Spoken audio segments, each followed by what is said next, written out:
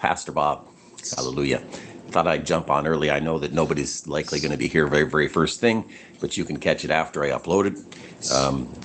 But it's pastor's prayer time on Thursday morning, and so I have to be there at 8. So, yeah.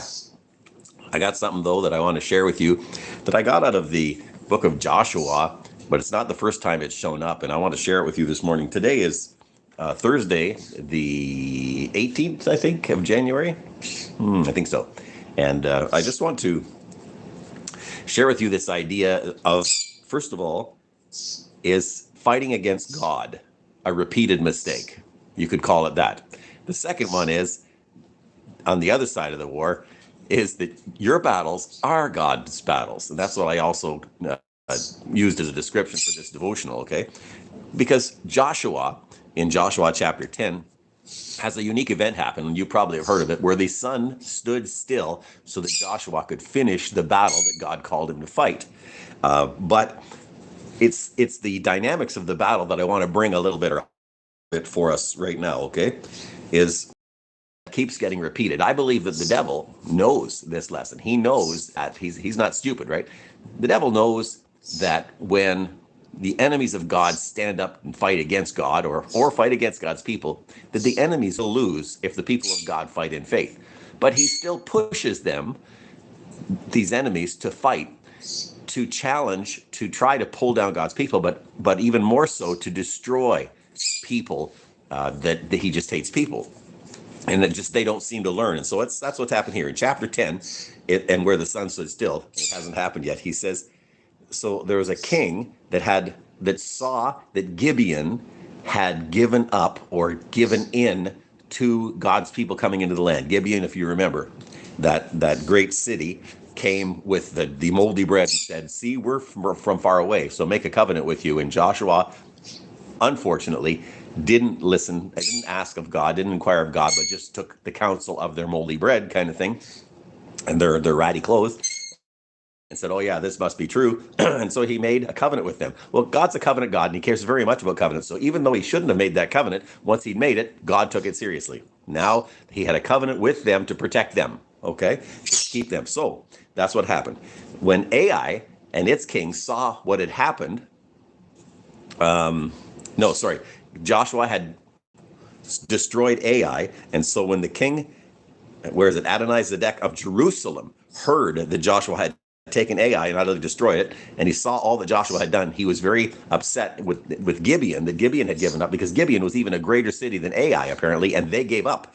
And so the king of Jerusalem, Adonai-Zedek, sent word in verse 3 to several other kings of the Amorites and Amalekites, okay? And they said, we got to go and attack Gibeon because they gave a piece of the land to Joshua, to Israel, and we can't let that happen. We got to go attack them. So the 5 kings, verse 5, the 5 kings of the Amorites all gather together and attack Gibeon. And Gibeon calls for Joshua and sends a messenger and says, hey, we're being attacked. You made a covenant with us, now come and defend us. So that's verse 6. We're skipping over it as fast as I can. So Joshua went up from Gilgal, and all the people of Or with him, and all the mighty men of valor. But listen to this. And then God, Yahweh, says to Joshua in verse 8, do not fear them, for I have given them into your hand. Not one of them will be able to stand before you. Oh, so Joshua came upon them suddenly by marching all night at Gilgal. All right. And Yahweh threw them into confusion before Israel, defeating them with a crushing defeat at Gibeon. But they're not done yet. Okay, not done there. And while they were fleeing, verse 11, Yahweh cast down great stones from heaven. So hailstones probably fell down on them all the way to Azekah, so that more of them died from the hailstones than from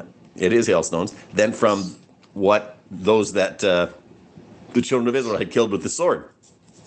But they weren't done yet. Then Joshua, verse 12, says to Yahweh, let the sun stand still over Gibeon and the moon over the valley.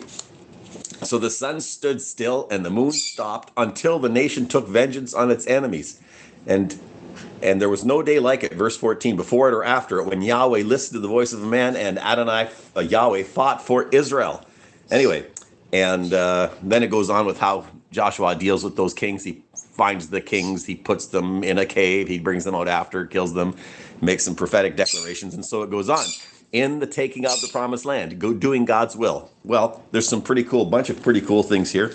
And you could spend so much time on each of these things, right? Because there's just wonderful details. But listen to this. First of all, you see how they attacked, and Joshua had a covenant, and God cared about the covenant, and like I said, and so Joshua went, and then he had a battle before him, serious battle, like 5 kings gathered together against Joshua, and yet God says, I'm going to take care of this, and he does, he steps in.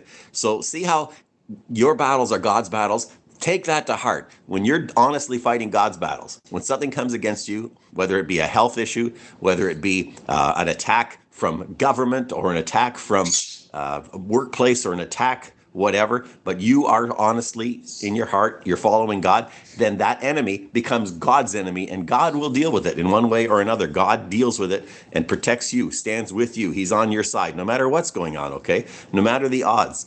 It's a repeated lesson, but people have to learn. Also, I want you to know that in this example here, if you go back to Genesis 14, you'll see that it was basically the same area and the same group of cities, the same kings, pretty much, that came against God's people 500 years earlier. The Amorites, they never learned then. They got severely whipped and beaten at that time, and yet here they are back again, gathering kings again.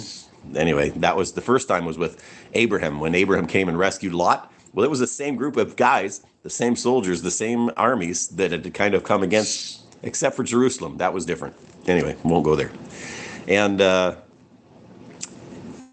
you see this fire falling from heaven is not the last time that happens, is it? In Revelation chapter 20, verse 7 to 9, there's a place where the final time fire falls from heaven. But again, God is fighting for his people. Now, it isn't the only way that God fights for his people. God fights for you in every way when you need it. God is fighting for you right now. Listen, if you're struggling with something, take courage to know that God is fighting for you, okay? That is the bottom line of this. God sees what's going on.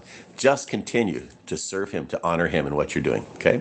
I'm Pastor Bob. We're going to have a great day. May the Spirit of God be on you. I love you guys, and be encouraged, all right? Because God's fighting for you. God fights your battles, but you still have to pick up the sword. God's faithful. God bless you. Have a good day.